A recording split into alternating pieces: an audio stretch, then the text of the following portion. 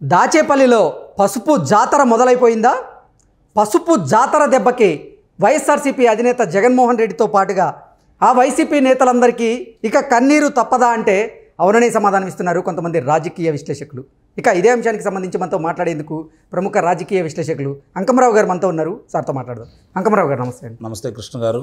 అంకమరావు గారు, ఈరోజు దాచేపల్లిలో జరిగేటువంటి పసుపు జాతరలో ఎంతోమంది వైఎస్ఆర్సీపీకి చెందినటువంటి ఎంపీలు, ఎమ్మెల్యేలు, అలాగే ఎమ్మెల్సీలు కూడా ఇప్పుడు తెలుగుదేశం పార్టీ తీర్థం పుచ్చుకోబోతున్నారు.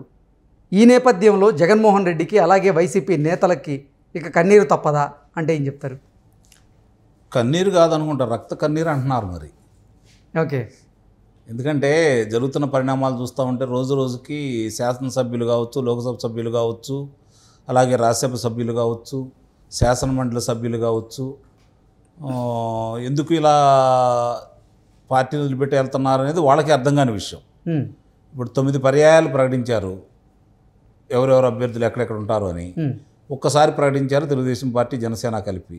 తెలుగుదేశం పార్టీ వాళ్ళు 94 మందిని, జనసేన వాళ్ళు 5గురిని, 99 మంది అభ్యర్థులు వీళ్ళు ప్రకటించడం జరిగింది. 9 పర్యాయాలు కూడా వాళ్ళు ప్రకటించిన వాళ్ళు వీళ్ళకి సమానంగా ఇంతవరకు ప్రకటించలేకపోయారు.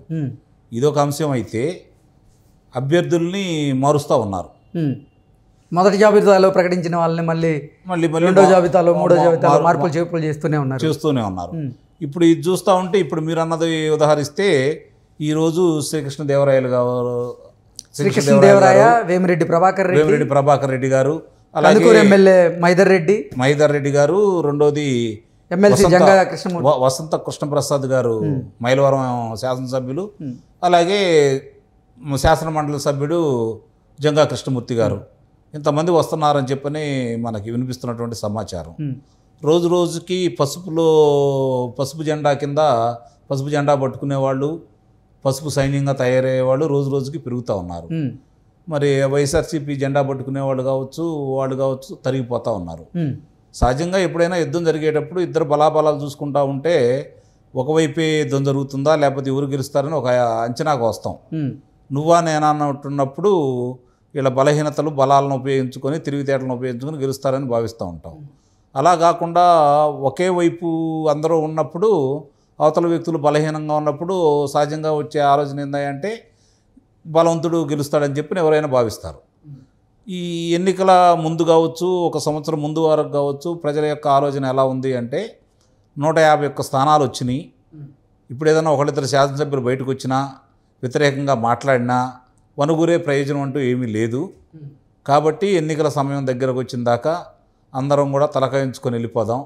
ఎందుకంటే ఎదురు తిరిగిన వాళ్ళకి చాలా ఉదంతాలు కనపడతా ఉన్నాయి. అవన్నీ దృష్టిలో పెట్టుకొని మనకెందుకు ఈ తలకాయ నొప్పులు, ఎన్నికల దాకా అధికారాన్ని అనుభవిద్దాం, అలాగే తలకాయించుకొని వెళ్దాం అని చెప్పని చాలామంది శాసనసభ్యులు కావచ్చు, లోక్సభ సభ్యులు కావచ్చు తలకాయ ఉంచుకొని అయిష్టంగానే నడవడం కూడా జరిగింది. మొన్న 2023 ఫిబ్రవరిలో జరిగినటువంటి శాసన మండలి ఎన్నికల నుంచి ఈ ధిక్కార స్వరాలు వినిపిస్తూ వస్తున్నాయి. రోజు రోజుకి అవి క్రమేణా పెరుగుతుంది తప్ప ఎక్కడా తరగట్లేదు. మరి వాళ్ళు దేన్ని నమ్ముకున్నారన్నది ఇప్పటికీ అర్థం కాని విషయం అయితే, వాళ్ళు ఇప్పటికీ అదే ధీమాతోటి మళ్ళీ మేము అధికారంలోకి వస్తామని చెప్పని అధికార పార్టీ భావిస్తుంది. వాళ్ళు చెబుతున్న మాటలు కూడా అలానే ఉన్నాయి. కానీ ప్రజాక్షేత్రంలో చూసుకుంటా ఉంటే అన్ని వర్గాల వారు, అన్ని కులాల వారు, అన్ని ప్రాంతాల వారు, అన్ని మతాల వారు కూడా దూరం అయిపోతూ ఉన్నారు. ఏ వర్గం కూడా అనుకూలంగా లేని ఈ సమయంలో ఎలా ఈయన మళ్ళీ ఇట్లానే గెలుస్తాను అని చెప్పి అంటున్నాడు అనేది అందరికీ అర్థం కాని ప్రశ్న. దీన్ని ఇంకొంచెం లోతుగా కూడా పరిశీలించాల్సిన అవసరం కూడా ఉంది. ఇప్పుడు ఆయన ఏమనుకుంటున్నాడు, వీళ్ళు అనుకునే మాట ఇంకా క్షేత్రస్థాయిలోకి వెళ్ళేతలకి పథకాల లబ్ధిదారులు అందరూ కూడా జగన్మోహన్ రెడ్డికి ఓటేస్తారని చెప్పి ఇంకా వీళ్ళు భావిస్తున్న మాట మాత్రం వాస్తవమే. అందువల్ల మేము గెలుస్తామని చెప్పిన వాళ్ళు భావిస్తున్నారు. రెండోది, అధికార పార్టీ ఏ విధంగా భావిస్తుంది అంటే నయాన భయాన సామధాన భేద దండోపాయాలన్నీ ఉపయోగించేసి గెలవాలని వాళ్ళు భావిస్తున్నారు. చూస్తూనే ఉన్నాం, ఒక్కొక్క ఉదంతం కొంతమంది ప్రకటించిన అభ్యర్థులు పిల్లలను కావచ్చు, వీళ్ళని కావచ్చు, నిన్న ప్రతిపాడు పుల్లారావు గారి అబ్బాయిని కావచ్చు, ఇవన్నీ ఒక్కొక్క ఉదంతం బయటికి తీసుకొస్తూ ఉంటే ఇంకా భయభ్రాంతులకు గురి చేసి గెలవాలని అధికార పార్టీ భావిస్తుంది అనేది మాత్రం స్పష్టంగా అర్థమైపోతూ ఉంది. ఇక ఈ పసుపు జాతర గురించి మనం మాట్లాడుకోవాలి అంటే ఇప్పుడు వచ్చినటువంటి ఈ లోక్సభ సభ్యులు, శాసన మండలి సభ్యులు, రాజ్యసభ సభ్యులు శాసనసభ్యులే కాకుండా మీకు చిన్న ఉదాంతం చెప్తాను. ఈరోజు మీరు రోజు ఎవరెవరు ఏ పార్టీలోకి వెళ్తున్నారు, మార్పులు చేర్పులు జరుగుతున్నాయి కనుక మీరు చూసుకుంటా ఉంటే రమారమి ప్రతిరోజు కూడా 1000 నుంచి 5000 దాకా కార్యకర్తలు తెలుగుదేశం పార్టీ జనసేన పార్టీలో చేరుతున్నారు. ఇది అందరూ కూడా గుర్తుంచుకోవాల్సిన అంశం. మరి ఈ పార్టీకి ఎందుకు చేరట్లేదు, ఈ పార్టీ నుంచి ఎందుకు వెళ్తున్నారు, ఇది కనుక ఒకసారి పరిశీలన చేసుకుంటా ఉంటే క్షేత్రస్థాయిలో వాళ్ళకి అర్థమవుతుంది ఏందయ్యా అంటే గ్రామంలో అనేక సమస్యలు ఉంటాయి. ఏ సమస్య కూడా ఈ ప్రభుత్వం వచ్చిన తర్వాత పరిష్కారం కాలేదు. బటన్ నొక్కుతున్నాడని ఒకటి తప్ప అది ఒకటే అన్ని సమస్యలకి పరిష్కారం అని ఆయన భావిస్తున్నాడు. దళితుల మీద దాడులు జరుగుతున్నాయి. వ్యవసాయం కుదేలైపోయింది.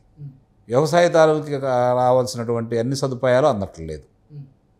వాళ్ళని ఏదో రైతు భరోసా ఇస్తున్నాను, అది కూడా ఈయన ఇస్తానన్న ధనం ఈయనకుండా కేంద్ర ప్రభుత్వంతో కల్పిస్తున్నాడు. వాళ్ళు ఇచ్చే 6000 కాక ఈయన 7500 మాత్రమే ఇస్తున్నాడు. అంటే ఇవన్నీ చూసుకుంటా ఉంటే ఆయన ఎవరికి కూడా ఏ వర్గానికి కూడా ఉపయోగపడే కార్యక్రమాలు కావచ్చు, రాష్ట్రం పురోగతి సాధించే విధంగా ప్రణాళికబద్ధంగా వెళ్ళలేదనేది గ్రామ స్థాయి వాళ్ళకు కూడా ఈరోజు స్పష్టంగా అర్థమైపోతుంది. ఒక గ్రామం నుంచి ఇంకో గ్రామానికి వెళ్ళాలంటే రహదారులు చూస్తుంటే వాళ్ళ కళ్ళంట నీళ్ళు వస్తూ ఉన్నాయి. ఇదే తెలుగుదేశం పార్టీ ప్రభుత్వ హయాంలో దళిత వాడల్లో సంబంధించి 5200 కిలోమీటర్లు, అంటే ఆ రోజు లోకేష్ బాబు గారు ఒక తీర్మానం చేశారు.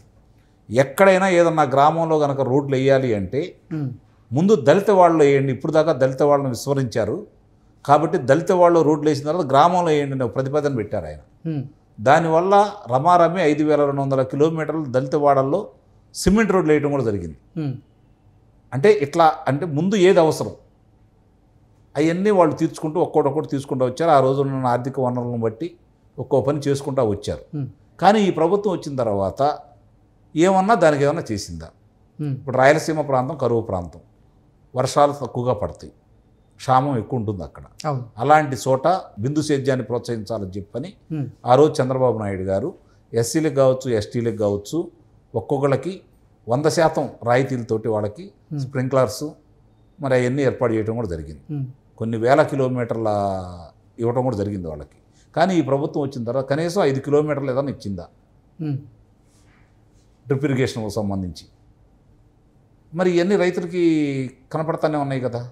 ఆ రోజు ట్రాక్టర్లు ఇచ్చింది తెలుగుదేశం ప్రభుత్వం, సామాగ్రి ఇచ్చింది, తైవాన్ ఇంజిన్లు ఇచ్చింది, వాళ్ళ పనిముట్లు ఏమేమి కావాలో అన్నీ ఇచ్చేసింది, భూసార పరీక్షలు నిర్వహించింది.